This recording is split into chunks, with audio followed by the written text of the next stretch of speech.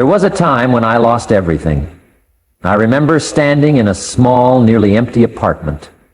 No furniture, no food in the fridge, no money in my pocket. The phone had stopped ringing. The promises I'd made to myself about the life I was going to live seemed like distant echoes, hollow and unreachable. It's easy to look at someone on stage, dressed up and polished, and assume they've always had it together, but that's not the truth. I was broke. Not just financially, emotionally, mentally, spiritually. I had to face a fact that hits every man hard. The life I was living wasn't working, and no one was coming to save me. It's a tough moment when you realize that, when all the momentum you once had disappears, and you're left with silence. But I'll tell you something I learned through the silence. Despair isn't the end. It feels like the end, sure. Like you've been written off, like the curtain's closed. But it's not. It's something else entirely. It's an invitation. A strange, unwelcome one, but an invitation nonetheless. It says, "Will you begin again?" See, most people don't know this, but there's something valuable about hitting rock bottom. It strips away the noise. It removes the distractions, the excuses, the lies you tell yourself. When I was broke at 25 years old, sitting in my little apartment trying to figure out how I was going to pay rent, I had two choices. I could stay in that place and justify why life had gone wrong, blame the economy, blame my upbringing, blame the government, or I could stand up and start over. And starting over isn't some magical, motivated moment where angels sing and lights flash. No, it's quiet. It's a whisper that says, "I can't stay here." The truth is, comebacks aren't born when you feel strong. They're born when you're weak, tired, and have every reason to quit. That's what gives them power. That's what gives them meaning. I didn't become successful because I had everything going for me. I became successful because I made a decision, a quiet, lonely decision, to not let that low point be the end of my story. I borrowed a little belief. I picked up one good habit. I sought out one mentor, and I started climbing. And I want to tell you, it's possible for you too. No matter how far you've fallen, no matter how deep the hole, there's a way back. But it starts with understanding that the pain isn't final. The setback isn't permanent. That moment where you feel completely defeated, that is the moment when life is watching closely. That is the moment where the comeback is born. Not when things are easy, but when you choose to rise without a guarantee. So if you're down right now, if life has knocked the wind out of you, I want you to hear something clear. This isn't the end. It's just the part where you decide. And what you decide right now determines the rest of the story. Now, this part isn't glamorous. Nobody cheers when you decide to take ownership of your life. You won't get a round of applause when you admit, "This mess is partly my fault." But I'll tell you something. That decision, as difficult as it is the beginning of freedom. It means you're no longer at the mercy of everything around you. You've got the steering wheel back in your hands. And don't get me wrong, I still had setbacks after that. I still failed at things. But from that point on, I failed with direction. I failed forward. Because I knew I was in the driver's seat. And once you know that, even the detours don't feel like dead ends anymore. So wherever you are, if things feel out of control, if the world seems unfair, if the weight feels too heavy, I want to challenge you with a quiet question. What's one part of this you can own? Just one. Start there. That little piece of responsibility is the seed of your comeback. And if you water it, if you nurture it, it will grow into something solid, something you can stand on when the storm comes. I used to think success was about having a big breakthrough, one lucky moment, one major connection, one perfect opportunity. But I learned the hard way, that's not how comebacks are built. You don't climb out of a dark place with one leap. You climb out step by step, day by day. And I'll tell you something. Discipline is not flashy. It doesn't feel exciting most days, but it works. It works like compound interest. A little bit done every day, that's what changes everything. When I was 25, broke and embarrassed, I had a lot of dreams, but not much to show for them. I wanted to do better, be better, have better. But I kept waiting for motivation to show up. And it didn't. Not in the way I hoped. What showed up instead were the consequences of inaction. I was behind on rent, I was behind on promises, I was behind in life. And then one day I realized something that changed me forever. You don't wait for discipline to find you. You build it. You choose it. One decision at a time. So I made a list. A short one. Wake up earlier. Read a chapter a day. Call on 5 new people. Take 1 walk a day to think clearly. Small things. Things I thought wouldn't make a difference. But I committed. And here's what happened. My confidence started to grow. Not because life suddenly got easier, but because I kept promises to myself. Discipline isn't just about routines. It's about rebuilding trust with yourself.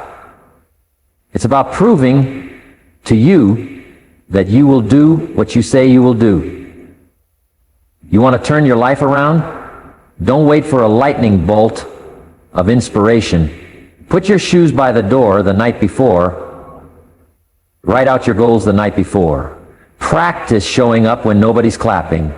That's how quiet cacks are made. Quietly. Repeatedly. You think the world notices when you skip a day? Maybe not. But you do. And that's the voice that matters most. I've had people come up to me and say, Jim, how did you get to where you are? What was the big moment that changed it all? And I smile. Because they want a dramatic answer. But I tell them the truth. It wasn't one big moment. It was hundreds of small ones. The mornings I woke up early when I didn't want to. The books I read when I was tired. The sales calls I made when I was discouraged. That's the truth nobody sees. And that's the truth that builds a new life. So if you're in a tough spot right now, and you don't feel strong, and you don't feel ready, don't worry, you don't need to feel ready, you just need to start. Start small, start tired, start confused, but start with discipline. Because it's not talent that changes your life. It's not luck. It's not charisma. I remember when I first started out in business, I had 1,000 excuses lined up for why things weren't working. I blamed the company, I blamed the people I was selling to, I blamed the weather. It wasn't my fault, I told myself. I was just unlucky. But here's what I didn't realize back then. Every time I handed responsibility to someone or something else, I was giving away my power. I wasn't just avoiding blame. I was surrendering the keys to my future. It was a mentor who shook me out of it. He sat me down and said, Jim, if you keep blaming everything around you, you'll never change anything within you. That hit me hard. Because deep down, I knew he was right. I had been spending more time crafting excuses than building results. And I had to ask myself, what was I really doing with my life? The moment I took responsibility, not for everything that happened to me, but for everything I could respond to, that's when things began to shift. It doesn't mean the circumstances weren't unfair. It doesn't mean I wasn't dealt a tough hand. But I started to realize the only way out of chaos is to step into responsibility. That's the roadmap. That's the compass. And it's not always a clear, easy path, but it is a path you can walk. The very act of saying, "This is mine to fix," lights a fire inside you. Suddenly, you're not waiting anymore. You're not hoping someone else changes. You're moving. I used to say, if my manager would just give me a better territory, I'd do better. Then I realize, maybe I need to get better before I get a better territory. Maybe I need to sharpen my skills, read a few more books, practice more, stay longer after hours. And you know what happened when I did? The territory didn't change, but I changed. And everything else followed. The income followed. The respect followed. The opportunities followed. Because success doesn't follow complaint, it follows responsibility. It's doing the right thing, the necessary thing, even when it's uncomfortable. Especially then, one of the hardest things I ever had to do was forgive myself. Not just for the mistakes I made, but for the time I wasted, the opportunities I missed, and the person I became when I wasn't paying attention. It's easy to carry the past like a suitcase, dragging it from one season of life to the next. But eventually you've got to ask yourself, is what I'm carrying helping me or holding me back? When I was young, I made a lot of poor decisions. I didn't take things seriously. I had potential, but I didn't match it with discipline. I was casual with my time, casual with my words, casual with my future. And as a result, I ended up broke at 25, flat on my back, wondering how in the world I got there. And the worst part wasn't being broke. The worst part was the shame. That quiet voice in the back of my mind that said, "You did this. This is who you are now." And for a while, I believed it. I wore my failure like a name tag. I thought I had missed my shot, and that the best thing to do was shrink my dreams down to fit my mistakes. But then I learned something that saved me. Your past is a lesson, not a life sentence. You don't have to live forever in the consequences of who you used to be. But you do have to learn. You do have to face it. You do have to take the wisdom, not the weight. I started to look back not as a judge, but as a student. What could I learn from the bad decisions, from the missed chances, from the people I hurt and the times I gave up too soon? When I did that, something began to change. The past didn't feel like a prison anymore. It became my teacher.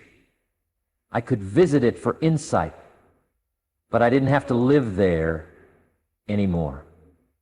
You've got to make peace with who you were, not to excuse it, but to grow beyond it. Forgiveness isn't pretending it didn't happen.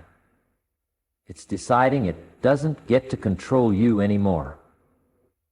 Some people stay stuck because they keep rewriting the same chapter in their mind over and over, hoping it'll end differently. But it won't. You have to turn the page. That's how the comeback begins. Not with erasing the past, but by rising above it. I still remember sitting in a quiet room, pen and paper in hand, writing down everything I thought I had ruined. Relationships, time, opportunities, and then next to each one, I wrote what I could learn from it. That simple exercise helped me stop being afraid of my story. It gave me clarity. It gave me power. It gave me permission to move forward. So if you're dragging your past behind you, if every day feels like a reminder of what went wrong, I want to tell you this: you're allowed to begin again. You're allowed to grow. But you can't bring the old story into the new chapter. You've got to carry the lesson and leave the weight. Pain is a strange teacher. It doesn't ask for your permission. It doesn't arrive on schedule. It barges in, sits you down, and says, you're going to learn something now, whether you want to or not. I used to think pain was something to run from. I thought if I worked hard enough, planned well enough, stayed positive enough, I could avoid it. But that's not how life works. No one escapes pain. The question isn't whether you'll face it. The question is what you'll do when it knocks on your door. I remember when I hit one of the lowest points of my life. Broke, frustrated, ashamed of how far I'd fallen. I had the kind of pain that didn't just stay in your wallet. It found its way into your thinking, your relationships, your health. I was tired. And it was during that time I realized something important. Pain will either shape you or shatter you. And the choice is in your hands. You can let pain harden you, make you bitter, closed off, angry at the world. Or you can let it wake you up. You can let it pull the truth out of you. Because pain has a way of showing you what really matters. It strips away all the fluff. It forces you to confront your own weaknesses, your own inconsistencies, your excuses. And if you're willing to look it in the eye, not run, not numb it, not hide from it, it can change you. That's what happened to me. I stopped asking, why is this happening to me? And I started asking, what is this trying to teach me? And I'll be honest, the lessons weren't always easy. Sometimes the lesson was that I had been coasting too long. Sometimes the lesson was that I had been arrogant, or lazy, or fearful.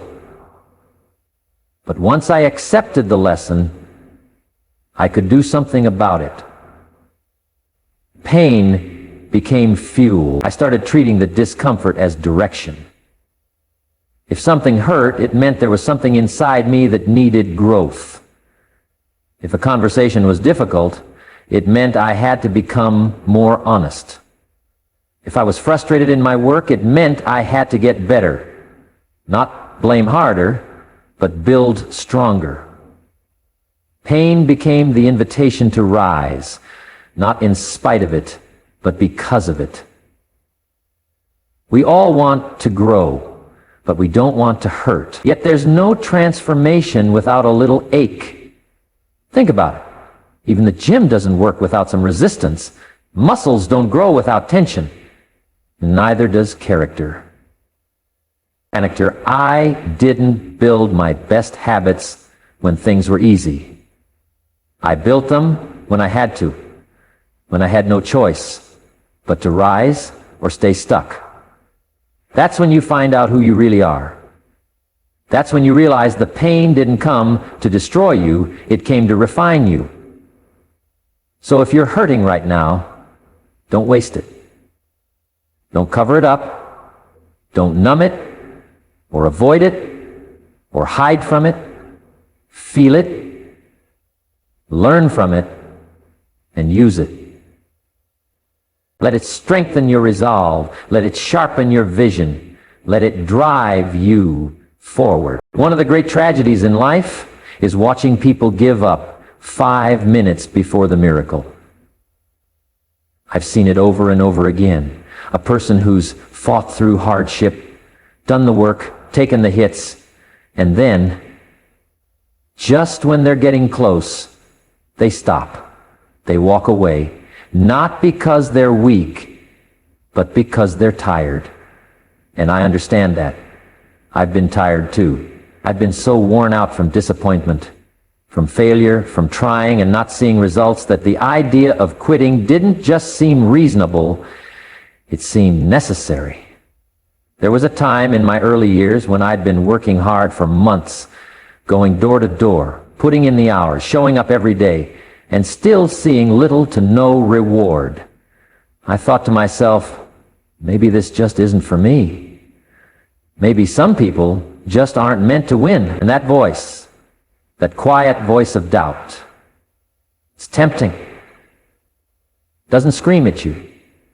One of the great tragedies in life is watching people give up 5 minutes before the miracle. I've seen it over and over again. A person who's fought through hardship, done the work, taken the hits, and then, just when they're getting close, they stop. They walk away. Not because they're weak, but because they're tired. And I understand that. I've been tired too. I've been so worn out from disappointment, from failure, from trying and not seeing results, that the idea of quitting didn't just seem reasonable, it seemed necessary. There was a time in my early years when I'd been working hard for months, going door to door, putting in the hours, showing up every day, and still seeing little to no reward. I thought to myself, maybe this just isn't for me.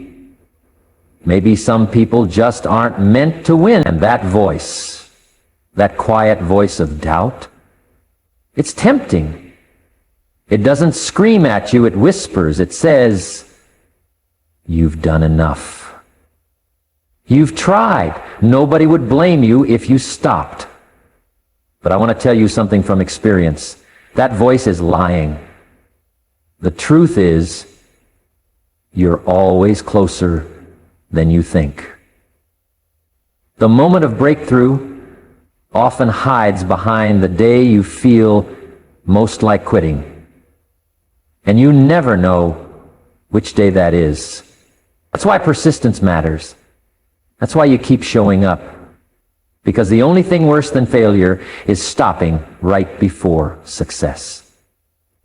I remember hearing a story about a man who was digging for gold. He dug and dug for years, until finally, exhausted and defeated, he gave up and walked away.